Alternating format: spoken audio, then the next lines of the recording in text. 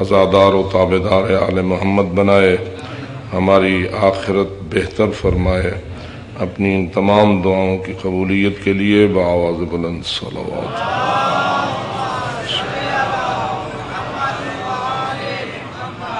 تعجیل ظہور قائم آل محمد علیہ السلام کے لیے بآواز بلند صلوات۔ صلی علی محمد آل محمد۔ ما شاء اللہ لا حول ولا قوة الا باللہ العلی العظیم۔ رب اشرح لی صدری ویسر لی امری واحلل عقدۃ من لسانی یفقہوا قولی۔ اعوذ باللہ من الشیطان اللعین الرجیم۔ بسم اللہ الرحمن الرحیم۔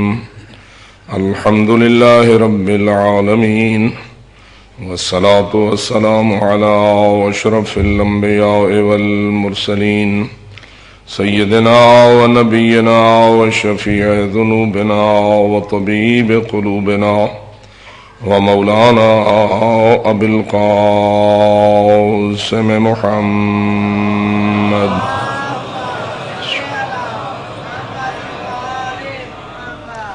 والصلاة والسلام على أهل بيته الطيبين الطاهرين المعصومين الغر الميامين المنتجبين المكرمين الذين قال الله تعالى في حقهم إنما يريد الله ليذهب عنكم الرجس أهل البيت ويطهركم تطهيرا۔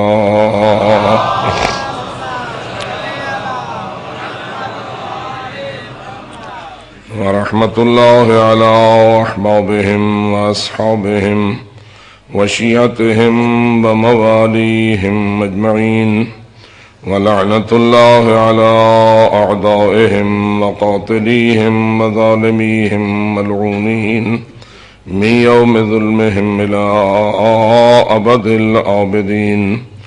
أما بعد، فقد قال الله تبارك وتعالى في كتابه المبين وخطابه المتين، بسم الله الرحمن الرحيم: قد أفلح المؤمنون الذين هم في صلاتهم خاشعون والذين هم عن اللغو معرضون والذين هم للزكاة فاعلون والذين هم لفروجهم حافظون۔ صلوات۔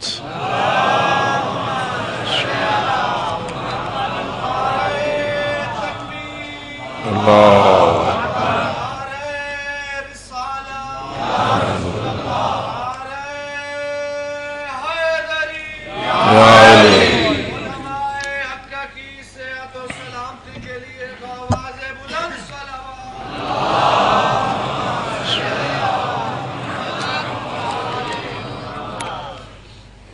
خداوند منان آپ سب کی پرخلوص عبادت کو قبول اور منظور فرمائے، اس سلسلہ خیر کو قائم اور دائم رکھنے کی ہمارے بانیان کو توفیق عطا فرمائے، اور ان کے رزق حلال میں وسعت اور برکت عطا فرمائے۔ جتنے بھی اہل ایمان اس عزاداری میں حصہ لے رہے ہیں، جہاں جہاں ہیں، خداوند منان ان کو صحت و سلامتی سے سرفراز فرمائے، امن و امان بحال فرمائے، مشکلات کا مقابلہ کرنے کی اور استقامت رکھنے کی توفیق عطا فرمائے۔ خداوند منان ہمیں بارگاہ حضرت امام زمان علیہ السلام میں سرخروئی نصیب فرمائے، اور ان کی نظر عنایت سے ہمیں سرفراز فرمائے۔ قبولیت دعا کے لیے بآواز بلند صلوات۔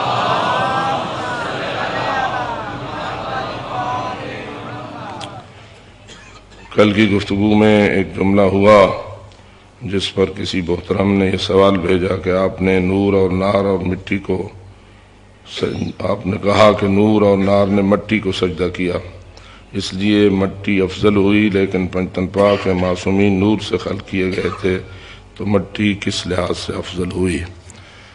آپ توجہ فرما رہے ہیں کہ جو کچھ میں نے عرض کیا تھا وہ کیا تھا اور جو ان سمجھنے والوں نے سمجھا ہے وہ کیا ہے؟ بآواز بلند صلوات۔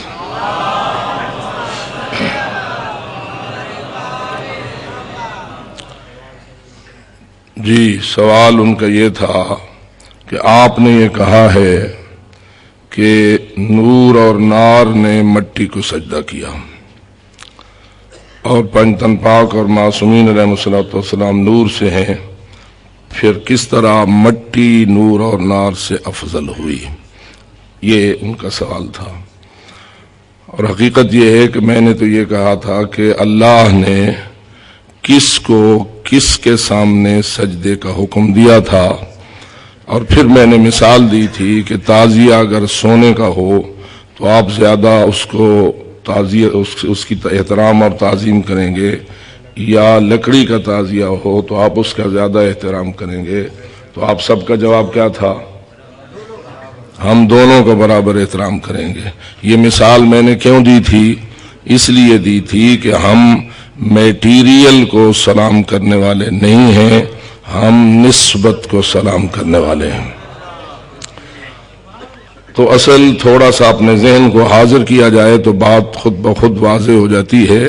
میں یہ کہنا چاہتا تھا کہ دراصل میٹیریل نے میٹیریل کو سجدہ نہیں کیا، اللہ نے حضرت آدم کو مٹی سے پیدا کر کے وہ فضیلت عطا فرمائی تھی جس فضیلت کی وجہ سے اللہ نے نور سے پیدا ہونے والے یا نور سے پیدا کیے جانے والے ملائکہ کو مٹی سے بنائے جانے والے آدم کے سامنے سجدہ کرنے کا حکم دیا تھا۔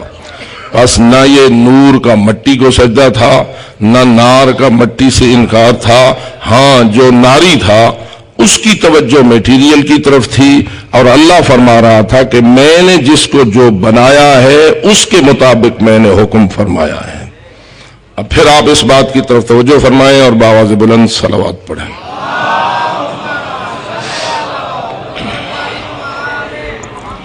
بالکل میرے استدلال سے ناف سمجھی کی وجہ سے یہ سوالات پیدا ہوتے ہیں۔ میں دوبارہ اس بات کو دہراتا ہوں اور پھر اس کو سمجھنے کی کوشش کیجئے، اس لیے کہ یہ موضوع اپنے مقام پر اس لحاظ سے زیادہ اہم ہے۔ یعنی آپ سے اگر میں یہ پوچھوں مٹی افضل ہے یا نور، تو آپ کیا جواب دیں گے؟ آپ کیا جواب دیں گے؟ نور۔ اور پھر میں اگر یہ پوچھوں مٹی سے تھے حضرت آدم اور نور سے تھے ملائکہ، تو کیا اللہ نے جو مٹی والے کے سامنے نور والے کو سجدہ کرنے کا حکم دیا تھا، تو کیا افضل کو مفضول کے سامنے سجدے کا حکم دیا تھا؟ یعنی جو افضل تھا اس کو حکم دیا تھا کہ تو اپنے سے کم تر کے سامنے سجدہ کر؟ ایسا نہیں۔ پھر اب افضل کون؟ آدم علیہ السلام۔ کیا اس وجہ سے کہ وہ مٹی سے تھے؟ تھوڑا سا اپنے ذہنوں کو، کیونکہ آپ کے ہاں جو مجالس کا انداز چلا ہے اس میں بہت ساری چیزیں مبہم رکھی جاتی ہیں، اور اس وجہ سے لوگوں کے اذہان جو ہیں وہ پریشان ہو جاتے ہیں۔ آپ خود سمجھیے آپ کا اور میرا عقیدہ کیا ہے؟ حضرت آدم افضل ہیں یا ملائکہ؟ شاید آپ کو یاد ہوگا کہ میں نے یہ بھی عرض کیا تھا، اگر محشر کا دن ہو 1,24,000 سیڑھیوں پر مشتمل ایک منبر ہو اور ہر نبی اپنے درجے کی سیڑھی پہ کھڑا ہوا ہو، تو حضرت خاتم الانبیاء کہاں ہوں گے؟ سب سے اعلیٰ اور اونچی سیڑھی پر ان کا مقام ہوگا۔ اور اگر حضرت آدم پہلے درجے کے نبی ہوں تو وہ کہاں کھڑے ہوں گے؟ پہلی سیڑھی پر۔ اب میں نے پوچھا تھا ملائکہ کہاں ہوں گے؟ اللہ کرے کہ میں اپنی بات سمجھانے میں کامیاب ہو جاؤں، میں اپنا قصور مانتا ہوں، لیکن اب ذرا آپ واضح کرنا چاہتا ہوں، جن ملائکہ کو، جبکہ سب ملائکہ کو اللہ نے حضرت آدم کے سامنے سجدے کا حکم دیا تھا، تو ملائکہ اس آدم علیہ السلام کی سیڑھی سے نیچے مانے جائیں گے یا اوپر؟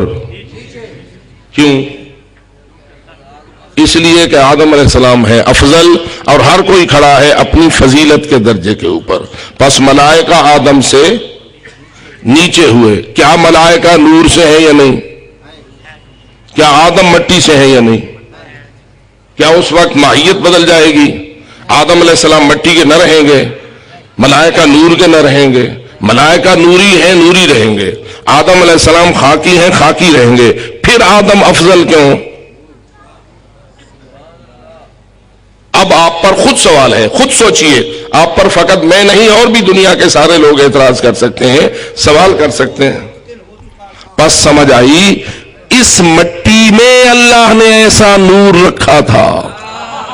نعرہ تکبیر، اللہ اکبر، نعرہ رسالت، یا رسول اللہ، نعرہ حیدری، آواز بلند صلوات۔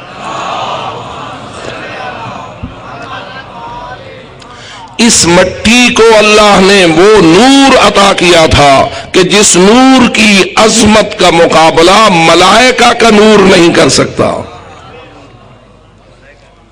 اب ہم یہ نہیں ہے کہ آدم علیہ السلام کے مٹی والا ہونے کے منکر ہو جائیں، اگر منکر ہو جائیں گے تو قرآن کے منکر ہو جائیں گے، اور کسی کا مسلمان کو یہ اجازت ہے کہ وہ قرآن کی باتوں کا انکار کرے اور اپنے من گھڑت خیالات کو مسلط کرے؟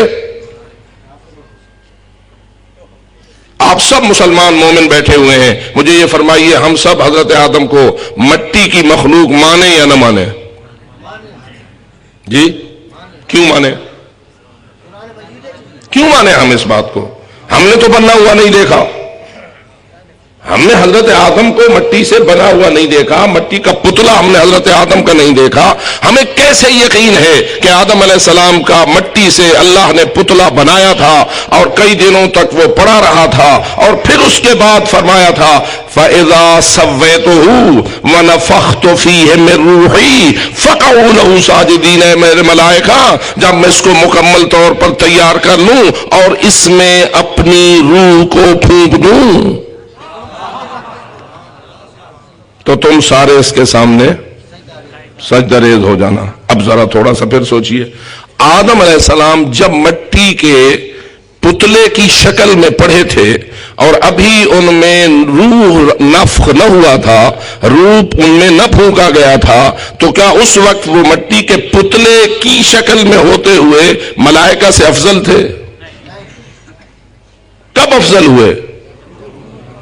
پھر ذرا اس بات کو سوچو، کب افضل ہوئے؟